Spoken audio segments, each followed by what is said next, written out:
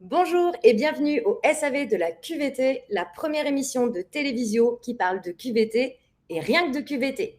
Depuis fin avril, on se retrouve 2 fois par mois pour faire le service après-vente de ce qu'on nous a vendu pendant des années.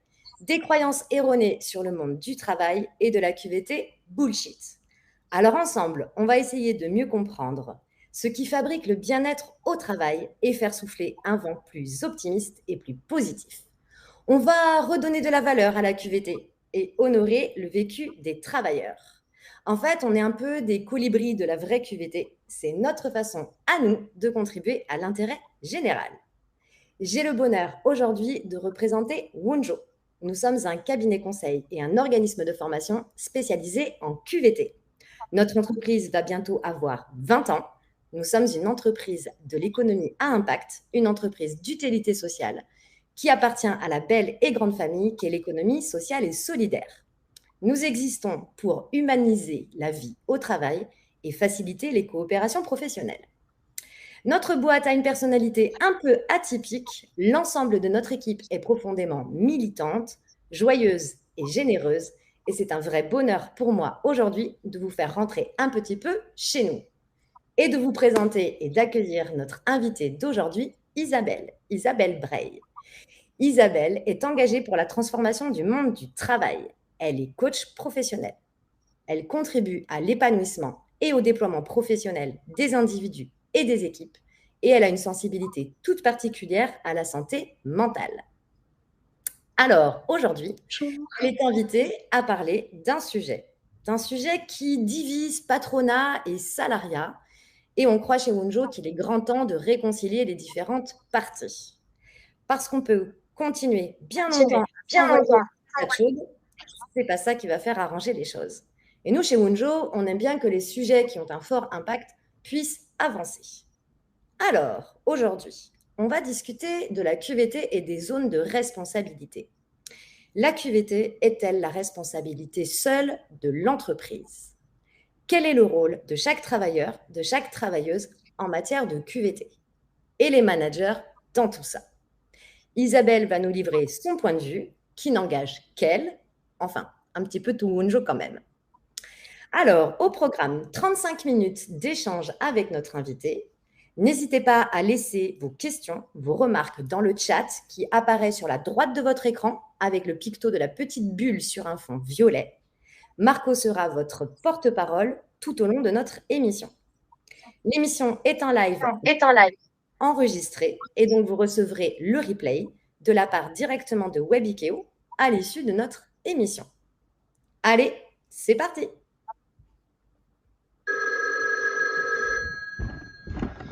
Service après-vente de la QVT, bonjour. Ouais. Quoi? C'est qui? Si vous avez dit c'est qui? Ah non, c'est qui doit prendre soin de la... D'accord, c'est qui doit prendre soin de la QVT dans les entreprises? Ah ben ça je sais pas, hein. Mais bougez pas parce que j'ai quelqu'un justement à côté de moi qui devrait pouvoir nous répondre à tout ça, hein. Alors Isabelle, c'est qui doit prendre soin de la QVT dans les entreprises? Alors, bonjour tout le monde. Alors, c'est qui, comme tu dis? Eh bien, tout le monde, j'ai envie de dire. Donc, c'est une réponse qui va faire plaisir à tout le monde. Mais du coup, effectivement, on doit tous être acteurs de la qualité de vie au travail et du bien-être au travail. Donc, évidemment, je vais rentrer dans le détail.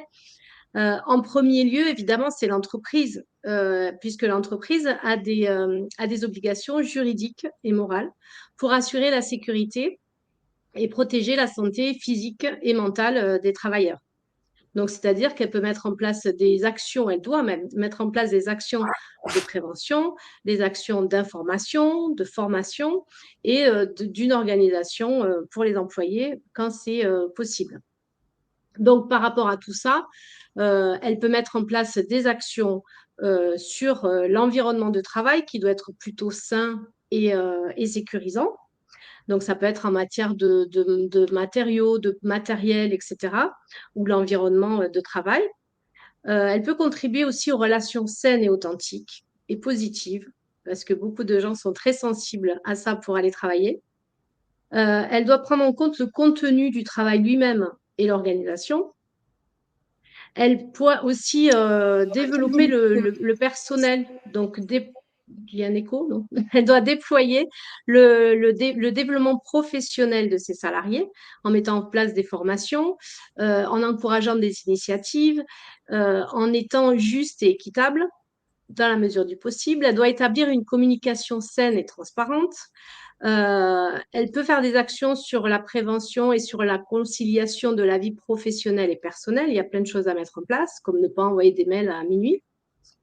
Elle peut aussi mettre en place des actions de prévention sur la santé physique, comme des cours de yoga, sur l'alimentation, et ça peut même aller sur des soutiens psychologiques plus poussés. Et elle doit essayer de mettre en place des manières de reconnaître la contribution des salariés et tout ce qui est tout ce qui est reconnaissance des salariés, qui est une valeur aussi très importante pour les salariés. Donc ça, c'est pour la partie en gros des obligations de l'entreprise. Il y a aussi, on y reviendra évidemment, il y a aussi pour moi tout ce qui est représentant du personnel qui, quand il y en a, bien sûr, ont un rôle de protection par rapport aux salariés, d'écoute et de mettre en place des choses. Et souvent, on a tendance à attendre tout de l'entreprise et à passer son temps à râler. Donc, j'en parle parce que je l'ai fait très longtemps. Donc, j'étais 20 ans salariée et le jour où j'ai compris que j'avais un pouvoir sur mes actions, ça a changé ma vie au travail. Et je me suis dit, en fait, que la première chose sur laquelle je devais travailler, c'est en fait comprendre que je passais un temps fou à être focus sur des choses sur lesquelles j'avais pas de pouvoir. Donc, remettre en cause la transformation d'une entreprise, tous les changements, etc. Alors qu'en fait, pour assurer le bien-être des salariés, mais quand je dis salariés, c'est de tous les collaborateurs. Ça va du dirigeant, du manager aux collaborateurs. On est tous en charge de son propre bien-être parce que personne ne fera ça à votre place. Et donc, pour moi, ça passe déjà du coup à se remettre sa responsabilité sur ce sur quoi on a du pouvoir. Et on a du pouvoir justement pas pour changer les choses et l'environnement, pas forcément pour changer les autres, encore moins d'ailleurs pour changer les autres, mais on a du pouvoir sur soi. Donc, on a du pouvoir sur nos pensées, nos émotions et nos actions. Donc, nos pensées, c'est évidemment notre mental, qui n'est pas toujours facile à gérer, parce qu'évidemment, il y a plein de flots de pensées, puis notre cerveau va toujours vers le négatif. Donc, on va toujours avoir tendance à voir ce qui manque et à ne jamais voir ce qui va bien et ce qui est positif dans notre quotidien. Donc, c'est comme rééduquer son cerveau. Là-dessus, on a du pouvoir sur l'auto-sabotage et toutes les petites voix qu'on entend dans sa tête. Donc ça, c'est au niveau de la tête. On a du pouvoir sur nos émotions. Alors, pas sur les émotions qui arrivent, hein, parce que gérer ces émotions, on ne peut pas le faire. On a des émotions qui viennent et c'est normal. Par contre, on a du pouvoir sur la façon dont on va intégrer nos émotions, comment on va les comprendre, les vivre et les interpréter. Donc, les émotions en entreprise, on commence à en parler, mais c'est hyper important parce qu'il y a un phénomène qui peut être dévastateur en entreprise, c'est la contagion émotionnelle.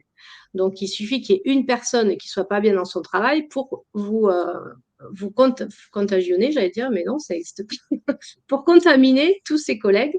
Et donc, ça, c'est très compliqué de travailler avec des gens qui sont toujours négatifs, etc. Parce qu'il y a des gens qui sont des éponges et qui absorbent tout et on ne se rend pas compte que ça fait une charge et une perte d'énergie énorme sur les autres. Donc, c'est hyper important que chacun puisse apprendre à vivre ses émotions. Dans les émotions, il y a aussi la gestion du stress et la gestion de l'anxiété. Moi, je trouve qu'on est dans une société en ce moment qui est très anxiogène. Donc, entre tout ce qui se passe dans le monde. Et donc, on a beaucoup de salariés qui ont peur et peur de tout. C'est presque peur d'avoir peur. Et de travailler avec des gens qui ont tout le temps peur, ça coupe complètement l'innovation, la prise de risque, proposer des idées. Donc, on vit toujours dans sa petite zone de confort. On n'ose pas en sortir. Et c'est pas bon pour l'entreprise, la productivité et puis pour l'innovation. Et ensuite, on peut travailler aussi sur sa colère. Donc, ça génère de la frustration, on devient aigri. Donc, voilà, de quoi on a besoin et comment on peut changer les choses. Et enfin, on peut aussi travailler sur nos actions. Donc, c'est notre façon de réagir aux événements. Et pour prendre un exemple, là, je viens de terminer un accompagnement et la personne m'a dit quelque chose qui résume bien ce que je suis en train de dire. C'est qu'elle m'a dit, à la fin de mon accompagnement, ma société n'a pas changé. l'environnement est le même et il y a encore plus de burn-out qu'avant. Par contre, moi, j'ai changé. Ça veut dire que le matin, j'arrive avec la banane, je suis plus positive. J'ai compris que mon travail, c'était pas mon identité. Je suis une personne et j'exerce une activité. Donc, j'arrive à prendre du recul, j'arrive à être mieux moi-même et donc mieux avec mes collègues et je commence à inspirer positivement mes collègues. Donc, ça, c'est un super cadeau. Et voilà, s'il y a un message que je veux faire passer, c'est ça. À tous les niveaux de l'entreprise, on est capable, pas de changer les choses, mais de changer notre perception des choses. Et ça, c'est difficile parce que quand on a toujours été dans le même état d'esprit, c'est compliqué à faire seul. C'est pour ça que avec Bunjo, on accompagne la transformation vers un monde de travail plus épanouissant. En fait, Ensuite, ouais, juste pour finir, sur les actions, après je te laisse la parole. Sur les actions, c'est aussi donc notre manière de réagir, mais c'est aussi tout ce qui est corporel. Donc, c'est faire des pauses, avoir une bonne hygiène de vie, avoir un bon sommeil, une activité physique. Et ça, forcément, c'est pas l'entreprise qui va le prendre en charge, c'est chacun qui est responsable de son corps. Voilà, rapidement, ce que je peux dire sur voilà, tous acteurs, sur son bien-être au travail. Plus on est bien soi-même et mieux on communique et mieux on travaille avec les autres. tu viens de dire exactement ce sur quoi je voulais rebondir, c'est le fait qu'on peut chacun et chacune être acteur, être actrice de notre propre bien-être au travail.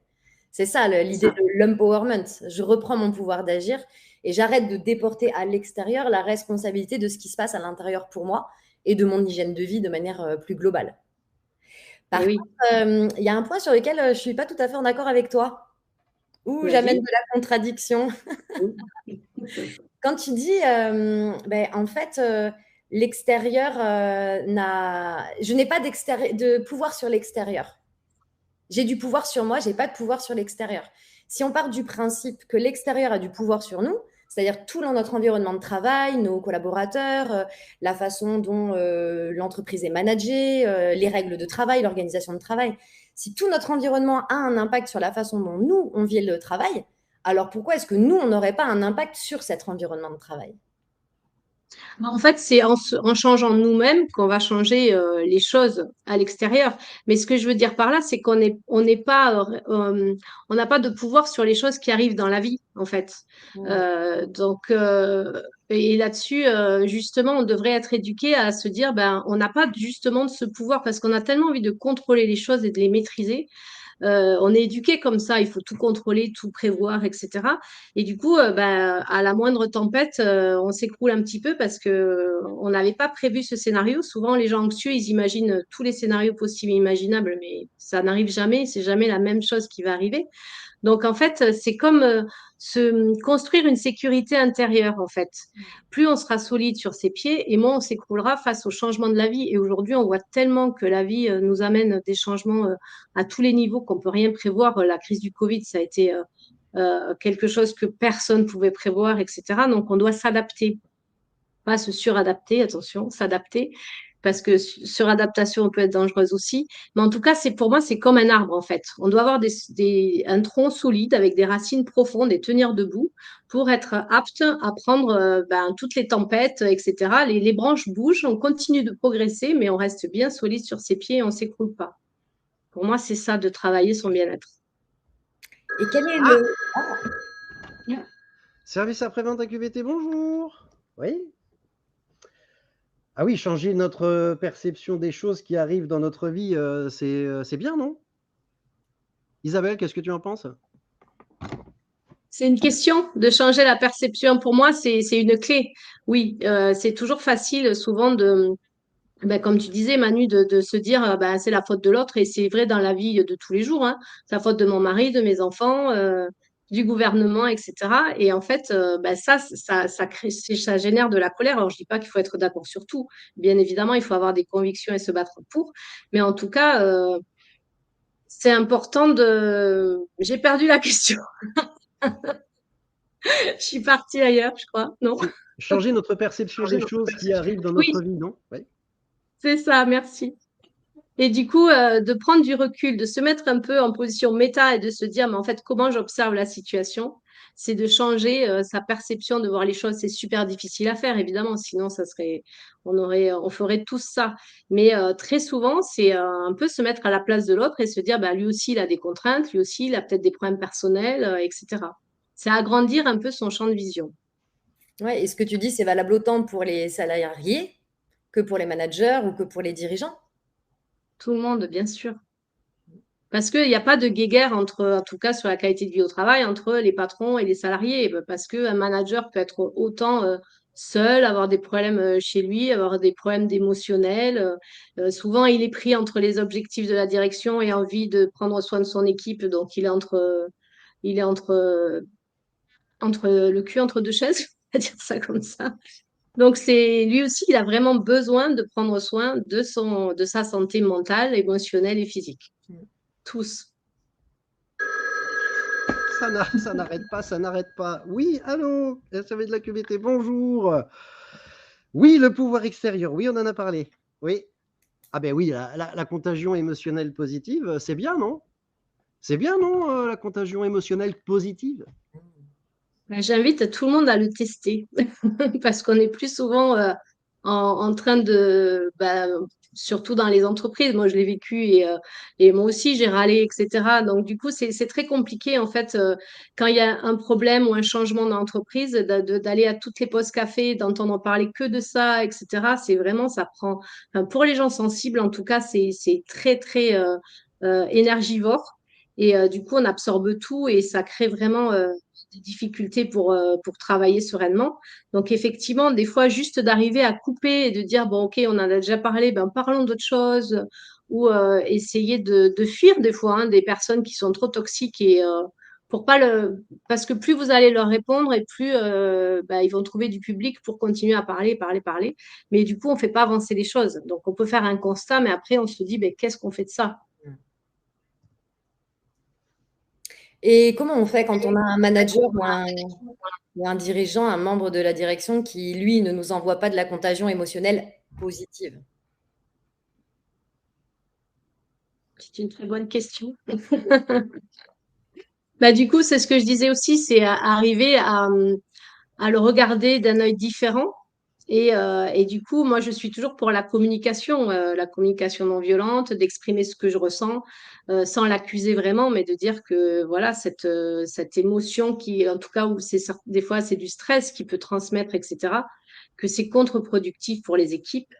Et du coup, d'essayer de voir comment, à son niveau, enfin, comment il peut arriver à insuffler d'autres choses. Mais c'est toujours pareil. Si moi, je suis acteur à mon petit niveau, avec mon équipe, etc., on essaye de l'embarquer avec nous.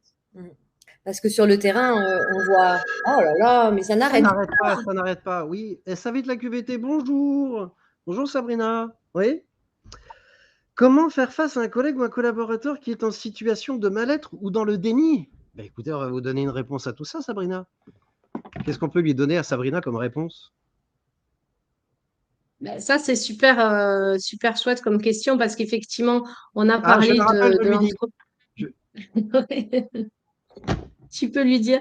Mais du coup, on a parlé de l'entreprise du salarié avec soi-même, mais c'est super important de prendre soin des gens autour de nous, de voir les premiers signes, des signes de mal-être, parce qu'il y a des changements de comportement, l'irritabilité ou le fait que la personne s'isole, etc. Ça peut être vraiment des signes euh, qu'on peut avoir en alerte.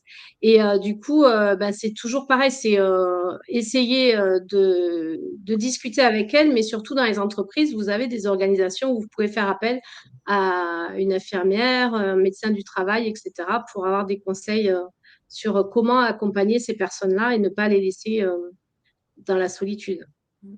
tous ces relais internes, là, toutes ces ressources, elles sont souvent méconnues de la part des collaborateurs et des collaboratrices, alors que parfois il y a des ressources qui sont spécialisées en prévention santé-travail, qui sont là vraiment pour nous accompagner, et ils ont eux aussi une responsabilité à jouer dans Mm. le sentiment de bien-être au travail. Exactement. Parce qu'on doit prendre soin des autres, mais pas jouer le rôle de sauveur. On n'est pas là pour sauver ses collègues non plus. Et du coup, on n'est pas là. Quelquefois, il y a des personnes surempathiques qui prennent tout le malheur des gens sur les épaules. C'est pas ça non plus. Parce qu'il faut apprendre à se protéger, être factuel, se dire, bah, ça, c'est son problème. Moi, je l'écoute, mais je ne prends pas son sac à dos sur les épaules. Mm. Parce que ça ne guérit pas la personne et oh, il y en a deux qui sont malheureuses au lieu d'une. Mm.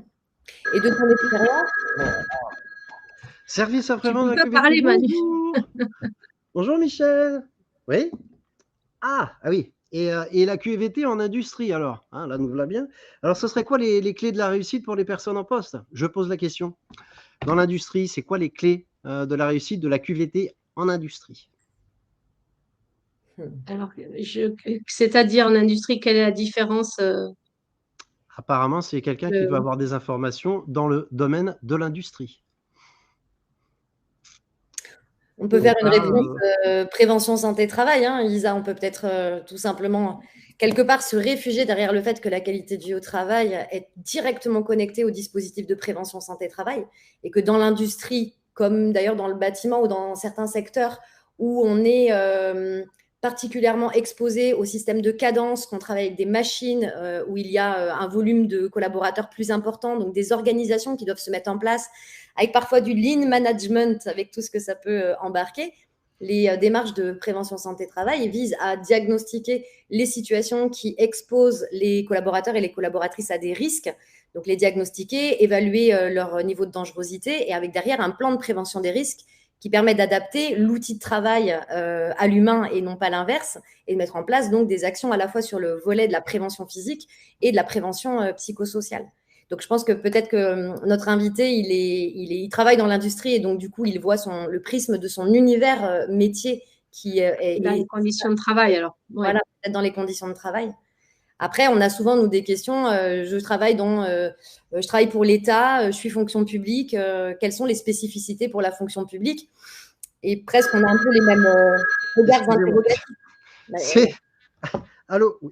Ah, vous êtes une amie de Michel? C'est une amie de Michel. Elle venait apporter en fait une petite précision. Elle pense que peut-être c'est Michel parlait par rapport aux horaires décalés, un petit peu comme dans le domaine médical, les soignants, etc. C'est ça, hein? D'accord.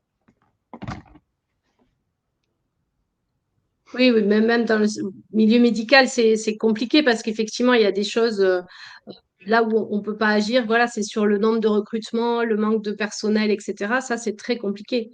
C'est pour ça que c'est encore plus important de travailler sur soi, de travailler sur sa prise de recul, sur ses émotions, pour pas y laisser sa santé. Parce qu'on sent bien que il y a des personnels souvent d'ailleurs, les gens qui laissent sa santé au travail, c'est souvent des gens hyper impliqués au travail.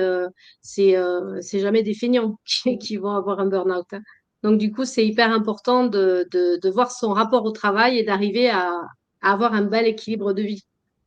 Par contre, je rebondis sur tout à l'heure quand on parlait d'être acteur, nous aussi, finalement, de la situation qui est vécue collectivement et qui peut impacter chacun des individus. Je pense qu'aussi, c'est la responsabilité de chacun et qu'il y a peut-être une zone de pouvoir chez chacun à contribuer en droit d'alerte, si on va vraiment dans la situation extrêmement pathogène, ou chaque jour aussi à se sentir libre d'exprimer ce qui est OK et ce qui n'est pas OK en termes de dispositifs collectifs. C'est vraiment à ça que sert le dialogue social, que servent les instances représentatives du personnel, CSE, CSSCT, et puis parfois sur les entreprises les plus avancées en matière de maturité de QVT, les fameux comités QVT.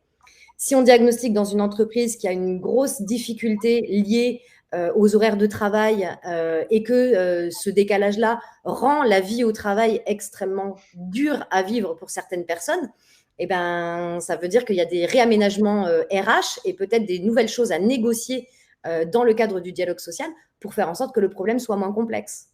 Après, il y aura toujours des métiers, il y aura des horaires décalés, il y aura toujours des métiers avec des exigences émotionnelles extrêmement fortes.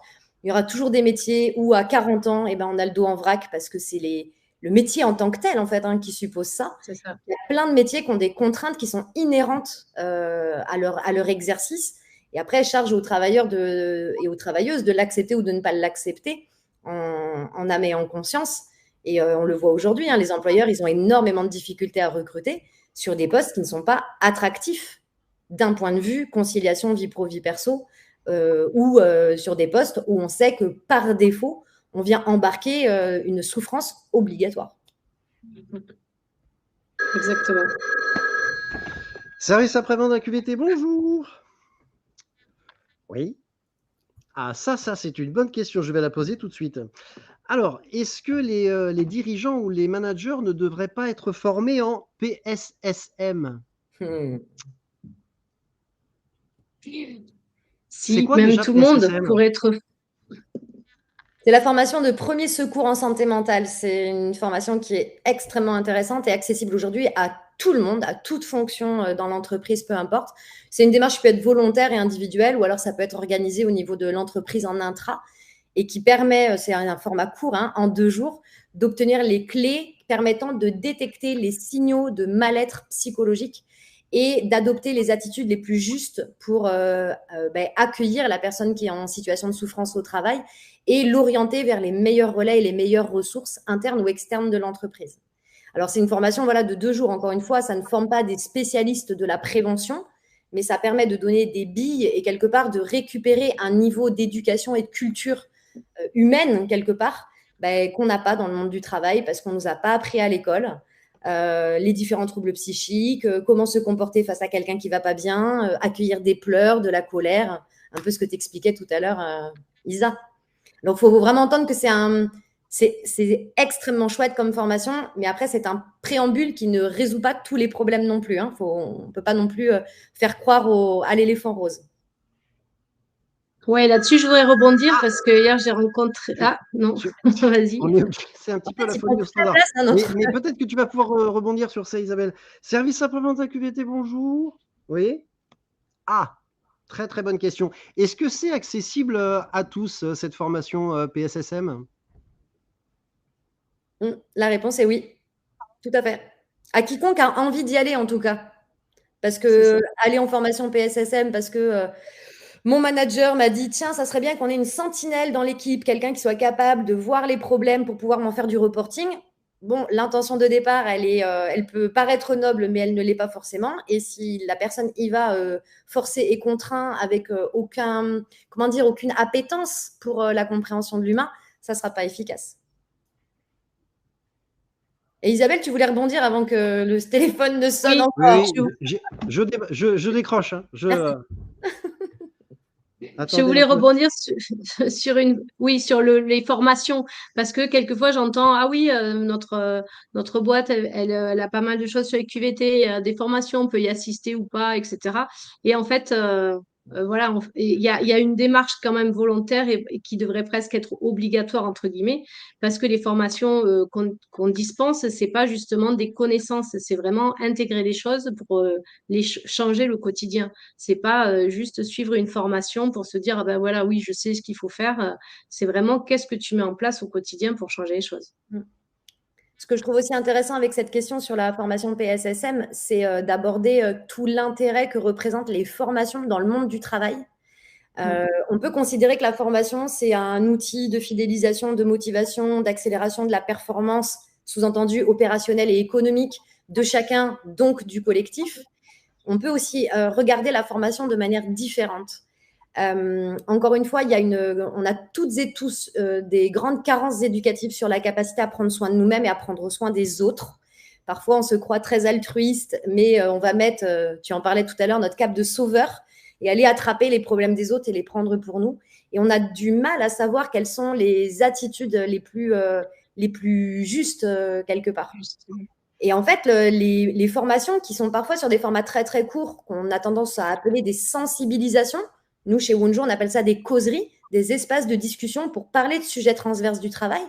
La formation est un endroit qui va créer l'échange, qui va permettre de mieux se connaître entre nous, donc favoriser de l'interconnaissance, de l'intercompréhension, désiloter, quelque part décloisonner les services de l'entreprise et qui va permettre d'aller aussi muscler ce qu'on appelle les compétences comportementales, les fameuses soft skills. Donc, la formation, ce n'est pas seulement de la formation technique à des outils et à du savoir-faire. C'est aussi un bagage que l'entreprise, dans sa responsabilité en matière de QVT, peut offrir à l'ensemble de ses collaborateurs, col blanc et col bleu, pour être plus, par exemple, pour se sentir davantage compétent. J'aime bien, moi, cette notion de sentiment de compétence. Parfois, on est compétent, mais on ne se sent pas compétent. Parce qu'on va avoir une carence d'estime de soi-même, parce qu'on a un collègue qui va nous dénigrer, un manager qui a du mal à pratiquer du feedback managérial et offrir de la reconnaissance. Et parfois, on a des personnes qu'on voit qui viennent en sensibilisation ou en formation chez nous parce que finalement, ils doutent de leur capacité à faire et à être la bonne personne au bon endroit. Et la formation a aussi ça comme bénéfice extraordinaire, de pouvoir reconnecter les gens à leurs compétences, de donner une vision plus objective de là où effectivement ils ont raison de s'interroger sur leurs compétences d'un point de vue très concret et objectif, et puis aussi de les réconforter dans leur cœur de travailleur sur le fait que, ben oui, ils sont des bons faiseurs sur le poste sur lequel ils sont. Exactement. Ah. Service après-vente à QVT, bonjour. Bonjour. Je pose la question tout de suite. Quel rôle pour la communication interne dans tout ça, dans tous ces sujets? Bah, pour moi, le rôle de la communication, c'est hyper important. Alors, souvent d'ailleurs, quand il y a des budgets qui sautent, c'est en communication. Enfin, à l'époque, c'était ça et c'était dommage parce que en communication interne, on l'a vu, c'est vraiment les salariés ont vraiment, les collaborateurs ont vraiment besoin d'une communication saine et authentique, de savoir les choses. Et ça crée vraiment un climat de confiance avec les dirigeants. Donc, il y a ce climat de confiance et du coup, de savoir les choses. Et c'est aussi une façon de faire de la prévention, de la sensibilisation sur plein de sujets. Ce qu'on voit dans les facteurs de risque psychosocial et donc dans ce qui contribue à un sentiment de bien-être ou de mal-être en termes de communication interne, c'est la capacité qu'a l'entreprise. Donc là, on parle vraiment du comité de direction avec son service communication, mais aussi la capacité qu'ont les managers de porter les messages de communication interne, et notamment sur un volet qui est ce qu'on appelle les perspectives. L'être humain au travail, et encore plus depuis 3 ans, alors qu'on vit dans un monde dit VUCA, on ne sait pas ce dont demain est fait. Et l'être humain a ce besoin de se projeter, de savoir finalement dans quel collectif il est embarqué, ou plus exactement, sur quel chemin le collectif est embarqué. C'est quoi le demain qui a été décidé par la direction, si j'ai pas eu la chance de contribuer à construire ce demain? Où est-ce qu'on va? Quel est le sens, mais dans le sens direction de notre travail, pour que je puisse avoir des repères quelque part et savoir du coup aussi si j'adhère à ce sens qui est pris ou non. Et si j'y adhère pas, j'ai le droit de l'exprimer et j'ai le droit aussi de faire connaître le fait que la gouvernance partagée doit se développer dans les entreprises aujourd'hui, justement pour éviter des décrochages comme ça qui génèrent du désengagement, une perte de sens, une perte de motivation, donc une perte d'efficacité, etc.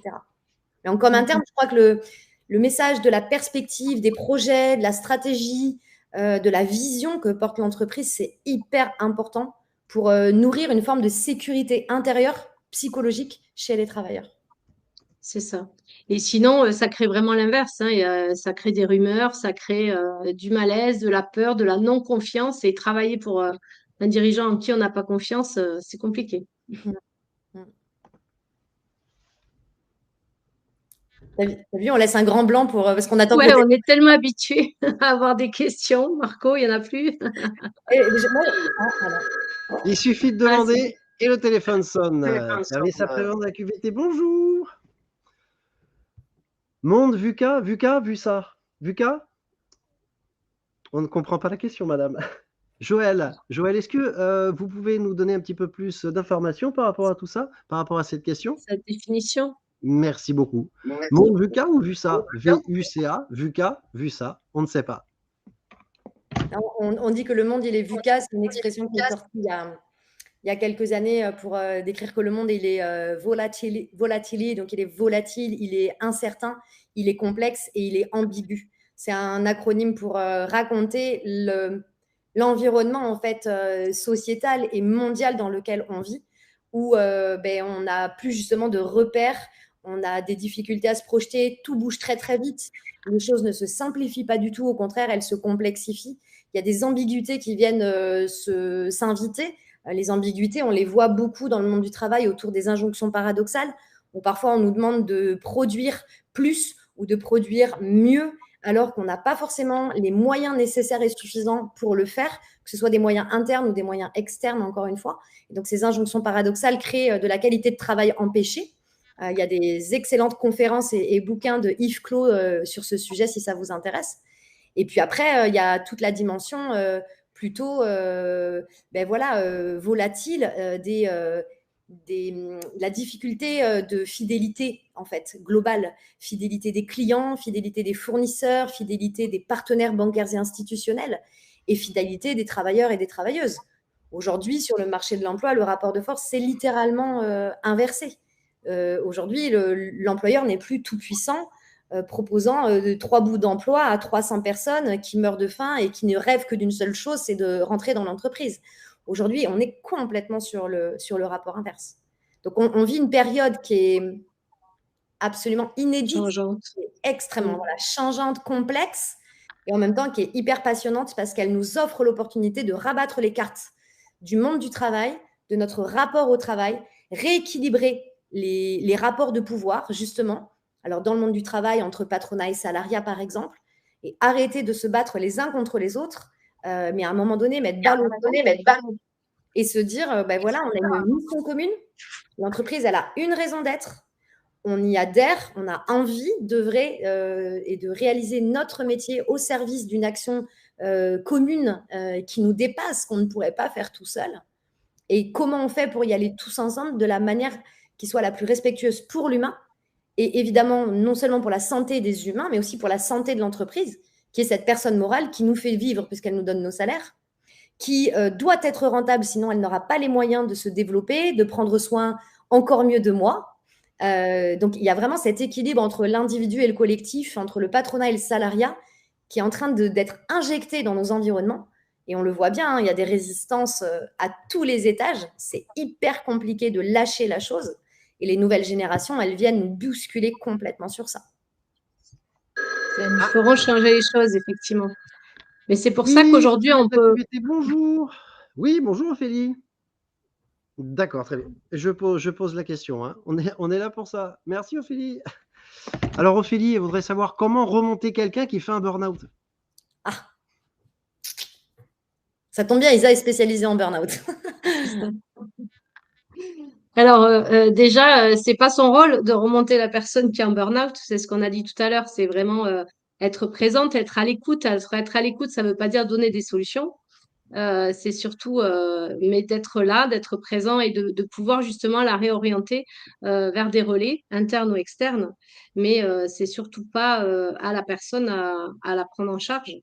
Par contre, il y a des choses à mettre en place au sein de l'équipe pour que la personne se sente bien. Et si elle est en arrêt de travail, surtout de travailler le retour de la personne avec l'équipe, avec le manager, parce qu'on voit trop souvent des gens qui reviennent de burn-out et d'arrêt maladie où ils sont pas accueillis, où c'est complètement tabou, on n'en parle plus.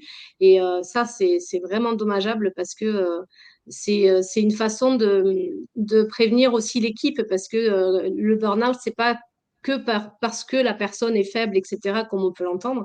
C'est toujours un facteur double entre l'entreprise, l'organisation et la personne. Donc, du coup, c'est hyper important de prendre en compte pour justement s'assurer qu'il n'y en ait pas d'autres et de faire que la personne se sente encore mieux dans l'entreprise et qu'est-ce qui a déclenché le burn-out. Donc, que ce ne soit pas tabou. Oui, pardon. Je pense aussi aux collègues ou la personne là qui s'exprime. Quand on voit quelqu'un à nos côtés qui est en train de glisser dans le toboggan du burn-in et qui va, voilà, qui a mal, qui souffre profondément et on connaît malheureusement aujourd'hui, on connaît l'issue qui est vraiment pas sympa. Ce qui est aussi, à mon avis, très sain, c'est de regarder l'environnement de cette personne. Parce qu'on a tendance à focaliser toute notre attention sur la personne qui souffre. Et encore une fois, elle souffre et elle est à considérer. Mais toutes les personnes qui sont autour, elles peuvent se sentir totalement impuissantes dans leur capacité à accueillir, à accompagner, non pas à sauver, encore une fois, parce qu'elles ne sont pas ni sauveuses, ni professionnelles de l'accompagnement d'un syndrome qui vient chercher du médical. Mais tout l'environnement, en fait, est impacté. On parlait de contagion tout à l'heure émotionnelle, positive, mais il y a aussi une contagion très forte qui se fait dans les équipes quand il y a quelqu'un qui est en souffrance toute particulière.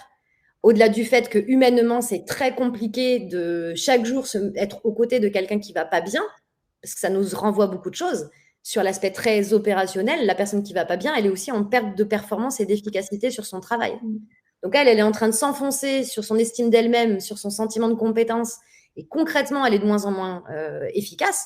Mais autour, on récupère le boulot qui n'est pas fait ou qui est mal fait. Et voilà, c'était un peu un appel humaniste que je voulais faire à, oui, mettons de l'attention sur la personne qui ne va pas bien, mais n'oublions jamais tout l'environnement qu'il y a aussi autour. Et le manager, hein, souvent, qui est, pour peu qu'il ait un cœur et qu'il fasse bien son métier d'accompagnement de l'humain, le manager, il est complètement dépassé et parfois, il se sent coupable de la situation.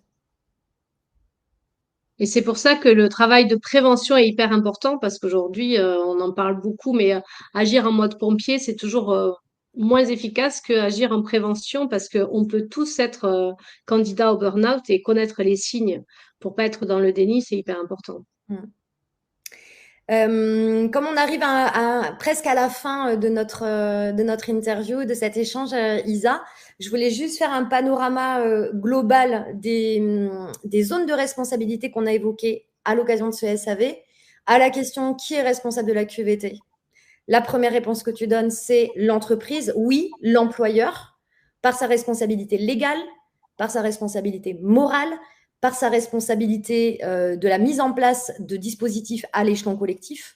Quand on parle de l'entreprise, on a aussi parlé de l'employeur, mais l'employeur, c'est-à-dire le comité de direction et les êtres humains qui sont à la tête de l'entreprise, qui doivent incarner par leur pratique et leur posture une philosophie, une culture, qualité de vie au travail. Donc voilà, on a tout le gros bloc de l'entreprise est responsable. Isa, tu as parlé également des instances représentatives du personnel, du CSE, du CSSCT, qui a pour mission de prendre soin des conditions de travail, qui parfois est appuyé par un comité QVT, avec des élus formés et outillés. On l'espère, on espère qu'ils ont assez de zones d'échange et de moyens pour exercer leur rôle. Donc voilà, donc on a l'employeur, on a les IRP, on a parlé des managers, qui évidemment ont aussi la responsabilité de prendre soin de leur équipe et de prendre soin d'eux-mêmes, bien sûr. Et puis, tu as parlé de tout l'environnement du travailleur en tant que tel, dans l'équipe, les collègues, jusqu'à descendre au plus petit échelon qui est le travailleur et le pouvoir qu'il a sur lui-même. Exactement. Donc, pour dire qu'on est tous acteurs de son bien-être et de sa qualité de vie au travail. C'est ça. Est-ce que, Isa, il y a une dernière idée que tu as envie de partager avec notre public aujourd'hui ? On a dit pas mal de choses. Ce que j'aurais envie de dire, c'est qu'en fait, personne ne prendra soin de vous autant que vous le ferez vous-même. Donc, voilà, c'est à vous à prendre cette responsabilité-là, en tout cas. Et de se poser la vraie question, c'est qu'est-ce que j'ai envie de vivre, moi, au quotidien dans l'entreprise? Est-ce que j'ai envie de passer ma vie comme ça, enfin en tout cas ceux qui se posent plein de questions sur le travail et qui mettent leur santé en danger, voilà, de se dire est-ce que ça vaut le coup quand même de perdre sa santé au travail ou est-ce qu'il y a des choses à faire en amont justement pour se préserver. Merci, je propose qu'on passe à la clôture de notre émission. Si cette émission vous a donné envie de poursuivre les échanges avec nous, alors n'hésitez pas à cliquer sur le bouton bleu qui s'affiche en haut de votre écran. Je veux échanger avec Wonjo ou flasher le QR code qui s'affiche sur votre écran. Si vous aimeriez nous voir intervenir chez vous, voici une petite extraction des conférences, causeries, formations ou ateliers qu'anime Isabelle au sein du collectif de Wonjo, avec notamment un gros parcours de formation sur la prévention du burn-out, des modules autour de l'anxiété, de l'hypersensibilité ou de la reconnexion au sens profond que porte le travail pour nous, avec le merveilleux outil qui est l'Ikigai. Et puis, si vous avez envie d'être accompagné de manière individuelle, vous pouvez contacter Isabelle en direct sans passer par nous. Elle se tient à votre disposition. Ceci est un petit florilège de ce qu'on propose. N'hésitez pas à aller sur notre site internet et consulter l'intégralité de notre offre. Justement, un petit coup de projecteur rapide sur 2 offres clés fabriquées, conçues, imaginées et déployées avec beaucoup d'amour par les équipes de Wonjo. Ma QVT est une web application qui repose sur un questionnement qui est unique au monde, qui permet à chaque travailleur et à chaque travailleuse de s'interroger, de s'introspecter pour savoir comment il se sent au travail avec une lecture toute particulière, celle des besoins, donc des besoins profonds de l'individu. On a réinventé la pyramide de Maslow et obtenu la validation psychométrique d'un modèle de QVT humaniste. Donc voilà, une application qui sort très concrètement dans quelques jours. Et puis la fresque de la QVT, vous connaissez la fresque du climat, de la biodiversité, etc. On a pris le pas de cette vague qui, oui, est un effet de mode, mais qui répond à de vrais besoins de sensibilisation. Et on a créé la fresque de la QVT, qui est un grand espace de discussion qui permet de faire de la cohésion et de libérer la parole sur les déterminants du bien-être au travail individuel et collectif. Voilà, on aura bonheur, Marco et moi, à vous retrouver la prochaine fois pour le 4e SAV de la QVT. Il se déroulera le 30 juin, toujours sur les mêmes horaires, 12h15, 13h. Et à la place d'Isabelle, vous retrouverez Cécile Manset, qui est psychologue multiculturelle et consultante et formatrice en qualité de vie au travail, et qui est une spécialiste des déterminants du bien-être au travail, et notamment du modèle des besoins dont je viens de vous parler. Voilà. Kevin, bon, apparemment, c'est pas Kiki qui va prendre soin de la qualité de vie au travail. Hein. Ah bah non. Bon, on espère que vous avez passé un moment agréable et instructif à nos côtés. Merci à vous de nous affecter une petite note et un commentaire à l'issue de ce SAV. C'est un format original, on teste, on fait de notre mieux. On espère en tout cas que vous avez trouvé ça un peu moins pénible que les webinaires un peu classiques et traditionnels. Vos feedbacks seront précieux pour nous permettre d'améliorer encore et encore ce format. Si ça vous a plu, n'hésitez pas à parler du SAV de la QVT autour de vous et on vous dit à bientôt. Au revoir et merci.